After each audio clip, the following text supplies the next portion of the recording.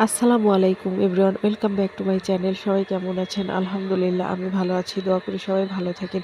চলে আসলাম নতুন একটি ভিডিও নিয়ে, আশা করি আপনাদের ভালো লাগবে। আজ আমি ভিডিওটা শুরু করেছি আমার বাবার বাড়ি থেকে। আমি গত ভিডিওতে আপনাদের বলেছি যে আমাদের বাসায় ইফতারের দাওয়াত, আর আমার শ্বশুরবাড়ির সবাইকে নিয়ে আমি আমাদের বাসায় যাব। আর যেই কথা সেই কাজ, আমি কিন্তু এসে পড়েছি আমাদের বাসায়। গত ভিডিওতে দেখেছেন যে আমি আমাদের বাসায় আসতেছি, আসলে ওইভাবে আমি ভিডিও করি নাই। আর এই তো আসার পর দেখি মা সবাই কাজে ব্যস্ত। আমার মা, আমার আন্টি, তারপর ওই যে কাজ করে যে আন্টি, সবাই মিলে অনেক কাজ করতেছে। আসলে আমি আসছি কতক্ষণ আগে, আমার প্রচুর ঠান্ডা লাগছে। আর এই তো এখানে দেখি সবাই ইফতার দিবে, সেজন্য ফল কাটাকাটি করতেছে। আর ওইখানে ইফতার গোছাচ্ছে, কারণ ফল দিবে, তারপর হচ্ছে শুকনা খাবার যেমন পেঁয়াজ, আলু চপ টপ এগুলোও দিবে।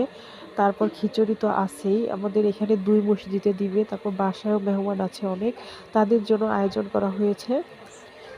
দেখুন এইখানে আমাদের বাসার যে লোকজন বসবে তাদের জন্য।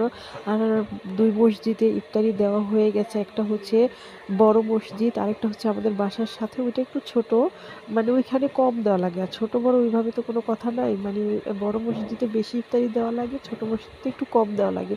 আর এই তো দেখুন বাসায় আমরা সবাই ইফতার করে যে যার মতো করে চলে গিয়েছে। আর আমি কিন্তু মার্কেটে এসে পড়েছি, কারণ আমাদের বাসা থেকে মার্কেটে আসলে একটু আমার সুবিধা হয়, কারণ রান্না বাড়ার কোনো ঝামেলা নাই, মা আছে। এই কারণে আমি ভাবলাম একটু বের হই। আর এইখানে আসছি আমাদের নতুন, এইখানে শরীয়তপুরে কিংডম টাওয়ার এই মার্কেটের নাম। এটা নতুন উদ্বোধন করছে এবছর, তাই ভাবলাম একটু দেখি। আসলে যাওয়ার পর দেখি ওই রকম কিছুই ভালো লাগে না। আর আমার এইখানে মানে ভাবলাম যে এখানে নতুন দিছে, হয়তো নতুন কিছু উঠতে পারে বা ভালো লাগবে কিছু। এখন যে দেখি একটুও ভালো লাগে না।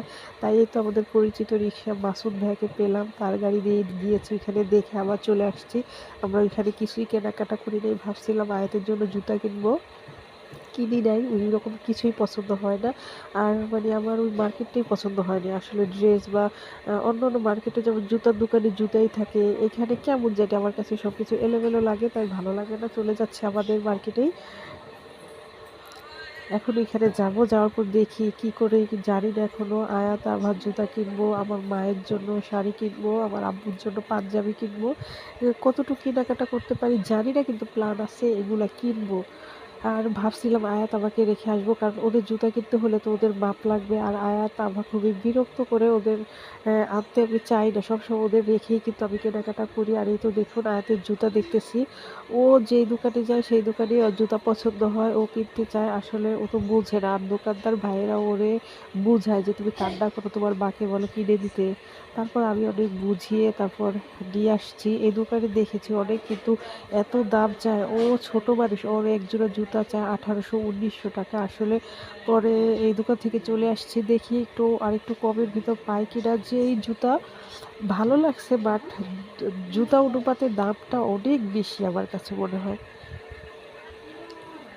আর আমার ঠান্ডায় আমি কথাই বলতে পারি না, আসলে আমার এত ঠান্ডা কিভাবে লাগলো আমি নিজেও জানি না।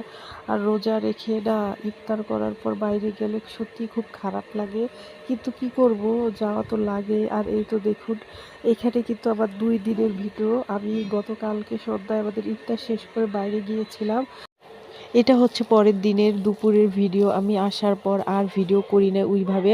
আর আমি কি কি শপিং করেছি ওইগুলো নিয়ে আমি একটা ভিডিও বানাবো, পরে আপনাদের সব কিছু দেখাবো।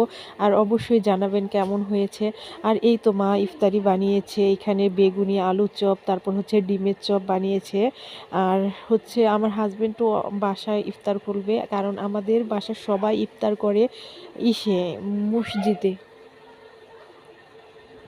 আর এই তো কিছুক্ষণ পরেই আজান দিবে, আর আমরা সবাই এখন বসে পড়েছি। আর এখানে মা শরবত করেছে, ফল টলও ছিল।